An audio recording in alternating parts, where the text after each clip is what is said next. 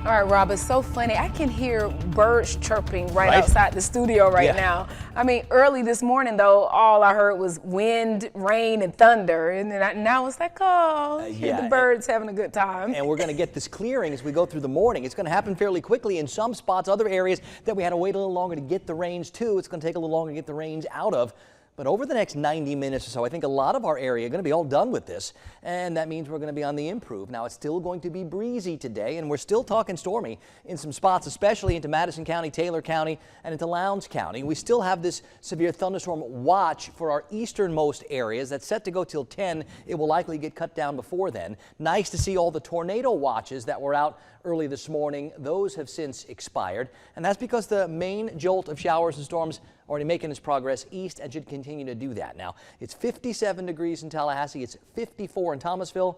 We're hanging on to 69 in Valdosta, where that breeze is strongest. And from the south, we've got those warmer temperatures east and ahead of that line of showers and storms, where we see those winds making that change. And we're starting to bring in some of that drier and cooler air. That's where we have some of the lower temperatures. And we'll see where the temperatures are able to get back to this afternoon. It's mostly 50s, but when we get out ahead of the showers, it's still 60s or even a couple of spots that start in the 70s this morning. And you can see where the winds are the strongest, mostly from the south in our easternmost areas, up to 15 or 20 or 23 miles per hour. And these are the sustained winds, that 2 or 3 minute average. Now, if you take a look back to the west, we've got those breezes a little bit less noticeable, below 10 miles per hour. Some of those gusts, by the way, those 2 or 3 second bursts, take a look at that. Perry, Madison High School, Hamilton High School, in Valdosta, and Homerville. It's all up over 20 miles per hour. Some spots like Perry up over 35 miles per hour. So we are still talking some very gusty wind out there in some of these individual spots where we're still getting some of those stronger thunderstorms.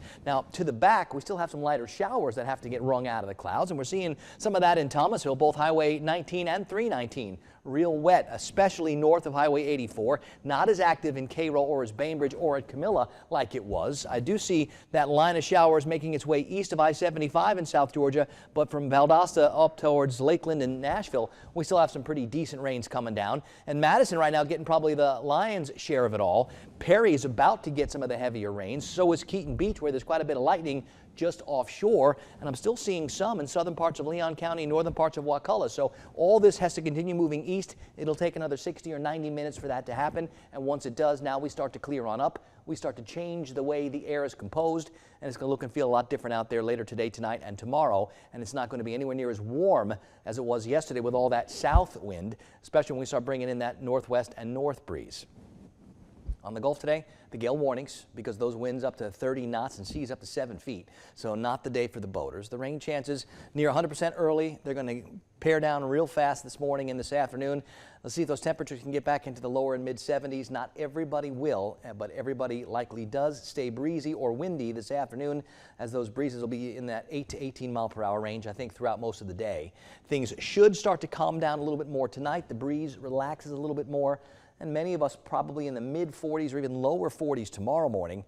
It's going to get cooler on Friday morning when we could start in the middle and upper 30s. Now, tomorrow afternoon with that sunshine, temperatures are going to struggle. Maybe we get back to the mid 60s, maybe. So cooler and drier takes over, and it sticks around into Friday. Saturday morning, we see those temperatures perk back up as the clouds and the winds start to come on back. I think we get a south breeze by this weekend to bring in the warmer, more humid air. So when the next energy and next boundary gets here, we got another chance for more showers and storms. I think that's going to be on Sunday. So at this point, we've got a couple of things to watch with these quicker moving systems, and this looks like the pattern that's going to stick around well into next week.